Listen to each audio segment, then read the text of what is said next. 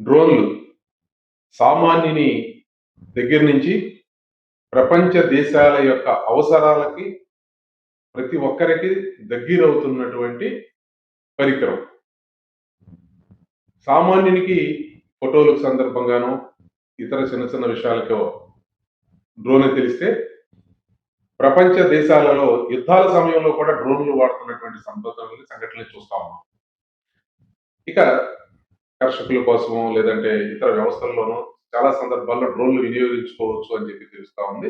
వినియోగించుకుంటా ఉన్నారు. సరే, భవిష్యత్ అవసరాల కోసం కూడా వీటి చాలా సార్లు డ్రోన్ల యొక్క ఉపయోగం పెరుగుతూ ఉంటుంది అని చెప్పి వస్తున్న సందర్భంగా డ్రోన్ని ప్రయోగించడం ద్వారా అవి ఎక్కడి నుంచి ఎక్కడికైనా ప్రయోగించేటువంటి అవకాశాలు ఉంటాయి.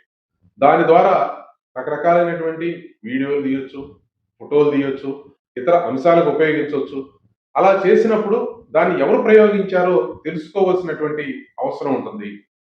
ఇప్పుడు పురుగు మందులు లాంటివి ఎక్కడ పడితే అక్కడ చల్లేటువంటి అవకాశం కొంతమంది కావాలంటే వినాశనం చేయాలని కోరుకునేవాళ్ళు, విపరీత బుద్ధి ఉన్నటువంటి వాళ్ళు రకరకాల వాటికి దుష్పరిణామాలకి సమాజంలో డ్రోన్లను ఉపయోగించేటువంటి అవకాశాలు ఉంటాయి అనేటువంటి దాన్ని మనం ఇక్కడ ముందే గ్రహించుకోవాల్సినటువంటి అవసరం ఉంది. ఏదైనా వ్యక్తిగత జీవితానికి సంబంధించో లేదా ఇతరత్ర ఏదైనా నష్టానికి కలిగించడం కోసం ఎవరైనా డ్రోన్ని ప్రయోగించినట్లయితే దాన్ని తెలుసుకుని వెంటనే రిపోర్ట్ ఇస్తే ఆ వ్యక్తులను అరెస్ట్ చేయాల్సిన అవసరం ఉంటుంది.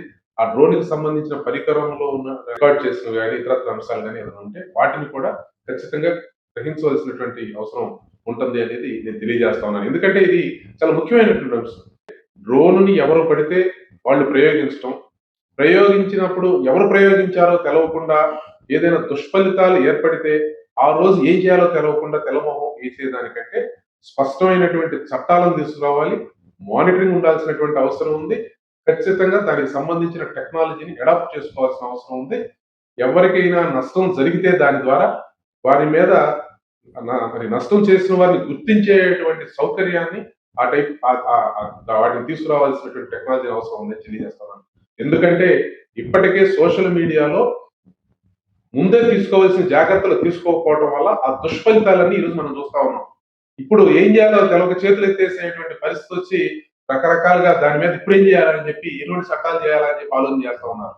కాబట్టి ఇది ముందే చేయాల్సినటువంటి పని అని నేను భావిస్తా ఉన్నాను. ఖచ్చితంగా వీటి మీద దృష్టి కేంద్రీకరించాలని కోరుకుంటా ఉన్నాను.